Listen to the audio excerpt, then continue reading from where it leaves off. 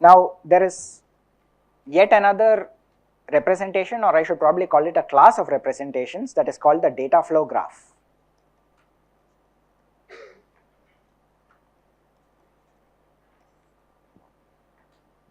A data flow graph in some ways is a generalization of the idea of what these architectures are, right? Why I am saying that it's a probably called you can call it a class of representations is because the core concept of a data flow graph is adapted for many different things. You are no longer restricted to something like FIR filters or even signal processing algorithms. Anything which has a so-called data flow nature can be represented using data flow graphs, and more importantly, people have come up with many variants of data flow graphs that are useful in different contexts. Okay, so I am going to sort of present a very simplified basic version of the core idea of what a data flow graph is, but keep in mind that when you are looking at the literature, you might come across different variants of this, right, which are used in different contexts. So a data flow graph essentially for the same problems, right, the FIR and IIR filter would look something like this. I would say that over here I have a concept of something called actors. Okay, they are sometimes also called nodes or vertices in the graph, right, and there is the concept of firing or execution of these nodes. So an actor firing essentially means that it does some work and it probably consumes some input, does some work and generates output. Okay, that's the core idea of data flow.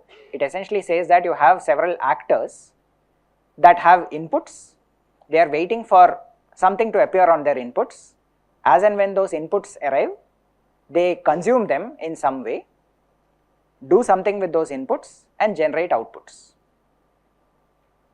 Okay, an example of this for the case of the IIR filter would look something like this.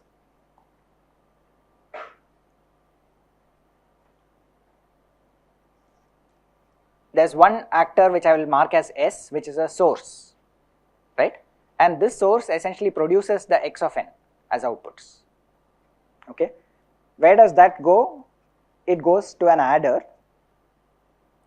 and the output of this adder gets fed back over here, multiplied by two things, or rather multiplied, no, okay, sorry, let me correct that. Over here we explicitly make the multiplication as an execution, an event, and the D on that arc represents that there is a sample delay on that arc. Okay, so this effectively, now I am not really showing explicitly where the output is, but you can sort of see that, you know, this is Y, right, this one produces X and over here we have Y as the output. I am not having a separate sort of node to indicate that this is the output node or anything of that sort. Similarly, there is no explicit input node except that the S, the source itself, indicates that it can generate outputs. Okay. Now the one interesting thing about this data flow model is that it sort of can now be thought in terms of a sequence of actor firings, right, and the whole idea of how is a computation being performed repeatedly can then be encoded as a sort of sequence of firings of the different actors that are involved.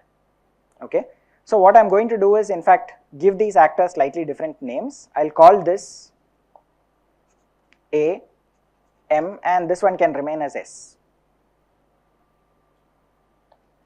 Okay, the idea behind data flow is that it says at any given point in time I can look at all the different actors, decide which ones of them are ready to execute and execute them. Okay, of course, how do I execute them, where do I execute them, am I going to run it on a processor or in some custom hardware? That is not the concern of the data flow graph representation. The data flow model itself is just saying that this is how you can sort of understand the meaning of this graph and how it evolves in time. Okay, so what we say is that there are multiple firings of each of these nodes, and a firing sequence would look something like this. I could say S0, S1, S2, etc. And what I implicitly mean by this is generating x of 0, this is generating x of 1, this is generating x of 2, and so on. Okay, every time that S fires, it generates a new value of output, x. Okay, so S could have this firing sequence, S0, S1, S2. I mean, the sequence is implicit. It is always going to be ascending numbers, S0, S1, S2. It has to be numbers like that. The question is, in the meantime, what do A and M do? Okay. Now, how an actor fires when it is ready to fire is determined by the state of its inputs. Okay. And the basic data flow model, or one of the models, which is basically called synchronous data flow, right? This is a variant of something called the synchronous data flow model, right? Essentially what it says is, every actor looks for certain number of for something tokens on its inputs, and if it has sufficient number of tokens, it can fire, consume those tokens and generate something at its output. Okay. Now, what does a token look like, and how do you determine whether an actor is ready to fire or not, right? You can think of a token either, in this case, for the S, the source, it does not need any tokens for the simple reason that it does not have any inputs. So the assumption over there is that a source that does not have any inputs is always ready to fire. Okay. But among the two other actors, A and M, the question becomes which one is ready to fire, and how do I decide that? Okay. Let's look at A. A is an adder. It has one input coming from S and another input coming from M. Okay. As of now, I don't see anything on its inputs. There is nothing there to indicate that A is ready to fire. What about M? It has one input which is coming from the adder, and the way that I have drawn this diagram essentially says that that input arc has a delay token on it. Okay. So this is essentially what I mean by a token. Why is it a token? You can think of it in some ways as an initial condition, right? Because think about what we are saying, y of n equals a times y of n minus 1. In order to compute the value of that equation, I need to have some initial condition. I need to know that at t equal to 0 or t equal to minus 1 or some arbitrary t, what is the value of y? Only then I can proceed from there. Okay. So effectively this d that I put over here, this token, is sort of saying, okay, these are the initial conditions. And with these initial conditions, you can now start to evolve. Your data flow graph can now start to evolve. Okay. How does it evolve? One step in this would essentially be, this one can generate a token out here. Okay. At any point in time, it can generate tokens. So it can generate 1D, 2D, 3D, 4D, doesn't matter. You know, in principle, I can have an infinite number of Ds on this particular arc, the one from the source to the adder, right? But I am going to assume that it just fires once, produces 1D, okay? And in the meantime, M also fires. What does it do when it fires? It basically consumes that initial value and generates a token on its output. Okay. Now, if I look at the new state of the graph, it essentially corresponds to this.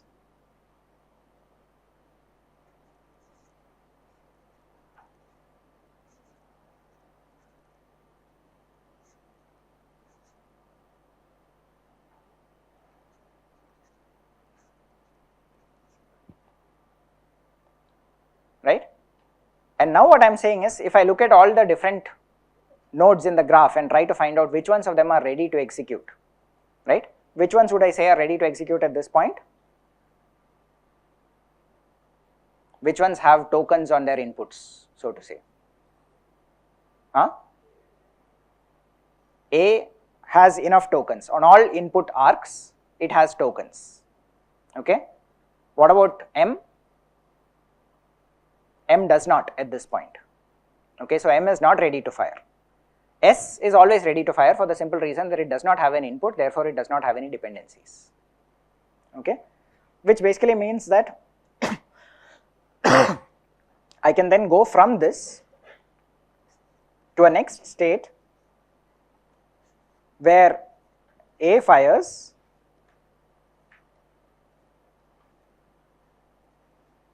and what happens when A fires? It consumes tokens from both of these inputs, right, and produces an output D over here, okay. So what is the sequence of firing that has happened? Effectively, I have had this sequence which basically says S0 fired over here and M0 also fired. After that, over here A0 has fired, okay. So after this sequence S0, M0, A0, the graph is now back to its original state, because if I look at it,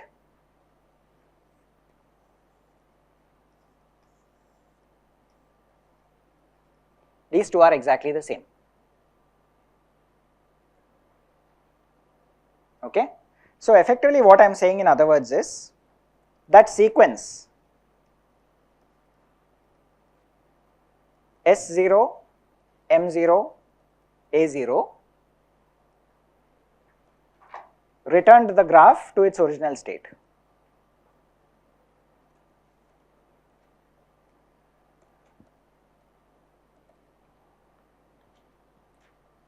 Okay.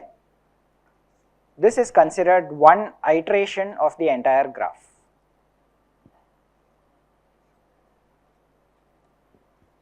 Okay. All the functions or the actors in this graph have fired once and brought it back, and have fired once. That essentially is counted as one iteration of the graph. Has it returned back to its original state or not? In this case it has, right? But what I want to impress upon you is it was not necessary that it actually returns any sequence of firing. It is not always necessary that it brings it back to a known state, right? Because let's look at it. Was this the only possible firing sequence that we had? No, I could also have gone in the sequence M0, S0, A0. This is also valid.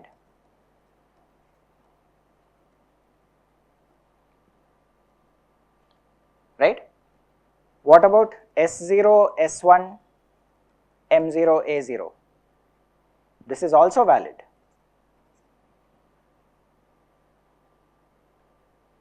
Why? Because S doesn't have any dependencies, it can fire as many times as it wants. Okay? The problem here is graph has not returned to the original state.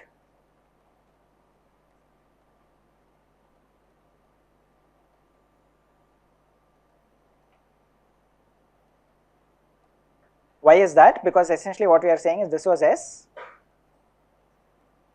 A, M. After all this firing, I will end up with this state.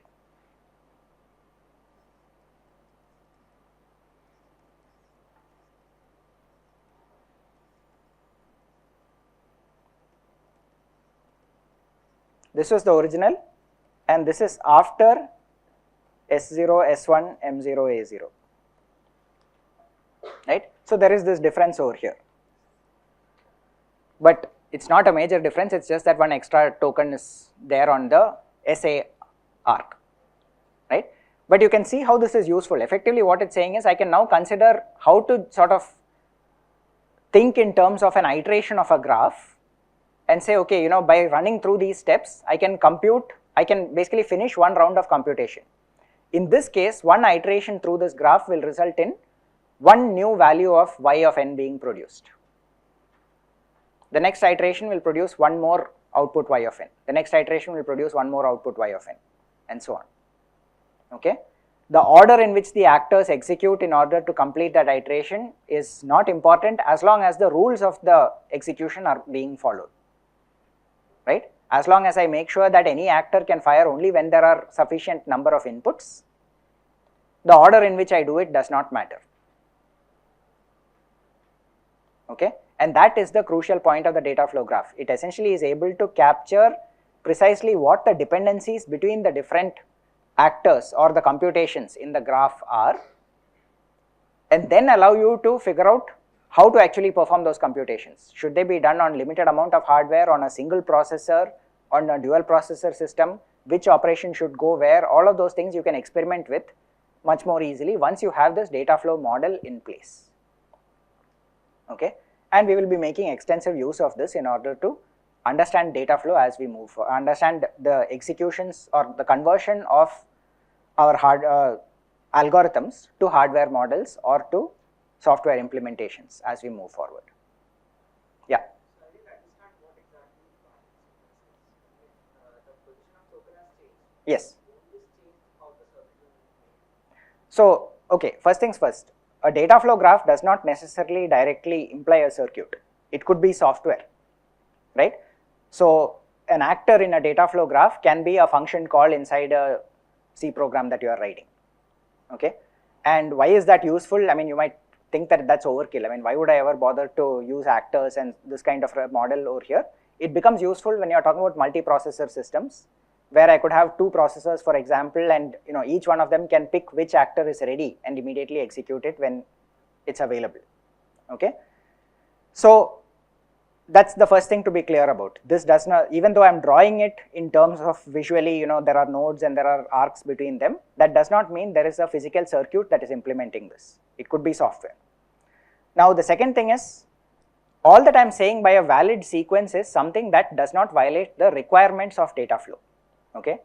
One way to understand that would be, what is an invalid sequence? So in this case, an invalid sequence would be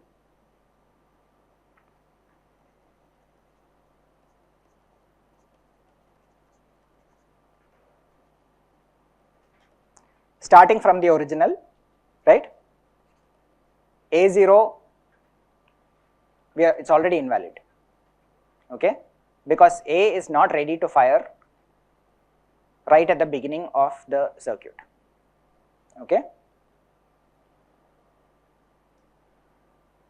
I could go further and say, all right, supposing I do S0, M0, A0, fine, so far so good. A1, again invalid, it has become invalid at this point, okay. S0, S1, M0, M1, invalid, okay. So the point is, why is this invalid? Because for M1 to execute, A0 should have completed, only then I'll get a token back at the input of M, okay. So all of these are examples of invalid sequences, right? That's all. So all that I'm saying is, as long as the rules of firing, there should be a token present on the input, on every input, and the firing itself will take one token out of each of those inputs and generate a token at the output. As long as those conditions are satisfied, the sequence is valid, which means that there are essentially an infinite number of valid sequences that you can go through over here, right? Now, why is this useful? We will get to it later when we start talking about scheduling data flow graphs onto various kinds of hardware.